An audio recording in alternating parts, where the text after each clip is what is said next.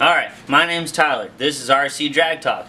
This episode, we're going to go over who I am, how I got into the hobby of RC, how long I've been doing RC, how I got into the RC drag race industry and how that is the most fun for me, and share my side of the story. Then after that, show you guys a few of my cars, and then we'll go into showing you guys the studio and the shop and where I do everything and where I build my cars, where I paint them, where I work on them, where I shoot these videos. Those are really cool videos. I always like to see other people's shops and how they do it and the amount of space they use in their garage, and I just think it's pretty cool to see other people's shops. So I'm going to open mine up and show you guys my shop and show you guys where I do this stuff. I started out in RC about 8 years ago.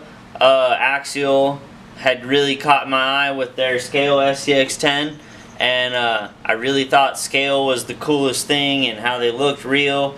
I do enjoy going full-size off-roading, four-wheel drive trucks with my friends, so this was really cool to me. So I went out and picked up an Axial SCX10, actually this one right here, same truck I've had for 8 years, never sold it, never got rid of it, just kept this one on the back burner, and every time it broke I would just fix it, and this thing has had a lot of miles on it. Right now it currently doesn't have any electronics in it. I'm redoing it, making it all nice and fresh. I just picked up a new scaler. You guys will see here in a little bit when I show you guys my rigs. Then from scaling, I started to go with a bunch of guys out scaling up in the hills in Mount Baldy and out and around other places in Southern California, and quite a few guys in that industry really were into King of the Hammers racing and really enjoyed U4 and that style racing. So they came up with U4 RC and they started RC racing same as Ultra 4 style, where basically for me it just wasn't fun anymore. So RC is supposed to be fun, and that's what I do for fun, is RC. So as soon as it's no longer fun and no longer enjoyable, I just try to find another side of the hobby to go do. So I stepped away from U4 RC, and that was about it for me. Now I just got these to, now I just have this to have fun out in the hills and whatnot, but basically still bash around and hill kill and jump it and hit rocks full speed and that kind of stuff, because it's fun. Then from there, my buddy Tim Smith had posted on his Facebook that he was going to a race in Southern California in Rancho Cucamonga, which is not far from my house at all, and that he was going to go drag race with the Traxxas funny car. And I was like, oh man, drag racing's awesome, dude. I love full-scale drag racing. I love full-size drag racing. So hey, let's hop in the truck this weekend and let's go check out RC drag racing and see what that's all about. Hang out with Tim, meet some new guys, and see what that's all about. So I got in the truck, drove down there. I couldn't believe what I was seeing, right? It was the greatest RC I had ever seen in my life, and these guys were having so much fun drag racing 132 feet with these cars. Some of them foam rails, some of them pro mods, some of them, you know, Traxxas funny cars, and then there was all run, and there was these guys running Traxxas slashes and touring cars, and I was like, oh man, I got a Traxxas slash. I can go out and drag race with these guys. You know, I can come out here the next race and pay my race fees, and I can start drag racing.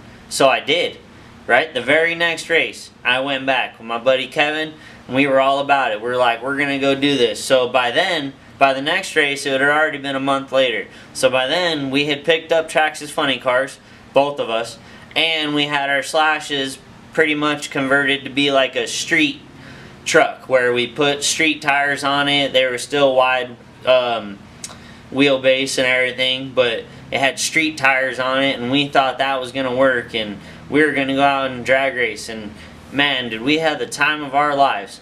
So we were hooked right then and there. That very first race, we were hooked, man. Hook, line, and sinker. RCDRL grabbed us. They snagged us on that line, and I've been racing for 2 years now with RCDRL in Southern California. This will be my 3rd year, and RC drag racing is a great time. I can't express that enough. I got a 5-year-old daughter. She loves coming to the track and hanging out with us. She loves watching it. The league environment is great for kids. I can't say enough good things about RC drag racing. I've never left and been upset. I may be upset with myself for losing or myself for putting a bad tune in the car, but I've never left upset with the experience overall. So that's my side of the story. Now take a little tour with me around my shop, around the studio, around what I got, and check it out. And here's my bomber. This is my axial bomber. Now it's kind of a little more, I don't know, scaled out, you could say. I put a little bit of scale things in the back. I pretty much just use this one to bomb around the hills now and bash around the fields. I don't go U4 racing anymore. It's not any fun for me anymore. It was in the beginning, but now I just like to RC drag race and use these other sides of the hobby to just go out and have some fun. And here is my new scaler, Axial XCX 10.2, and here's the rest of my rigs. Like I said, I'm really into scale, but I just use that for a way to clear my head and go out, walk the hills for a little while and get some fresh air. I don't compete with these. This is more of a fun side of the hobby for me. And so that was basically it, guys. That's my garage. That's my shop. This is the studio. Now you see where I do it, where it gets done, how small of a space you really need. You don't need a big shop. You don't need a whole air-conditioned room to get this stuff done. It'd be nice, but I'm out here in the garage. I'm getting it done one way or another. So yeah, like I said, this is the shop. This is the studio. If you guys got any questions, feel free to leave them in the comment section below. Like always, leave a like and subscribe, and stay tuned for the next one. Thank you. Okay guys, so I always thought it was pretty cool to check out how other people's shops are and what they're working with on YouTube and Facebook and whatnot, and on the forums when that was a thing. So I figured I'd shoot a little video of my garage and the little corner of my garage that I use and what I got going on. So over here is what I call, quote unquote, the studio, and this is where you guys see most of my background for my filming taking place. It's just a black curtain hung up on my storage rack and a table underneath that I post my cars on. Got some of my racing hats hanging on there, Redline Oil, Stupid Fast Racing, and CP Carrillo. Above that we got quite a few rods and pistons and valves and springs and a scale motor and a helmet from Gravedigger, my NHRA banner up there. Foam square block, those go in the center of the racetrack at an NHRA race. That's what helps with the timing system. Above that, or next to that on my shelf, we got some old school oil containers, some from back in the day. And then we got my Traxxas funny car up there, sitting on the shelf, staying clean where it stays. I don't really take it down, I don't run that car. And then moving on from that, we got my little wall of parts and my toolbox. So in here I keep, you know, my Allens. Next to it I got a couple more Allens, metric and standard. My scissors, some pliers, you know, some wire cutters. A couple of the batteries I use,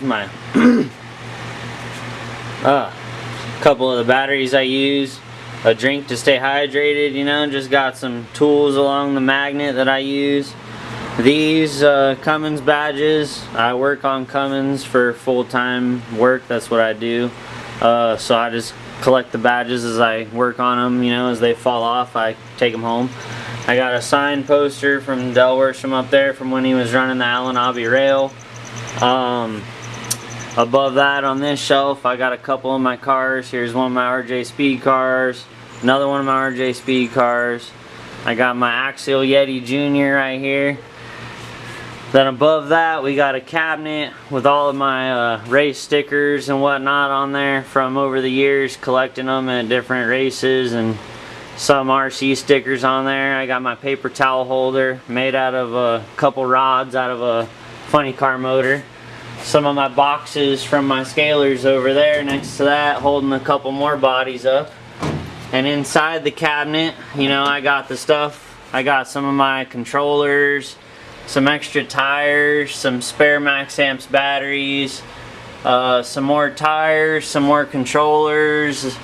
I got my Tim Smith power paste, a box and a motor from my Tekin system, my Phantom box. So basically just some storage up there in that rack. Like to keep it neat. I think it looks cool up there.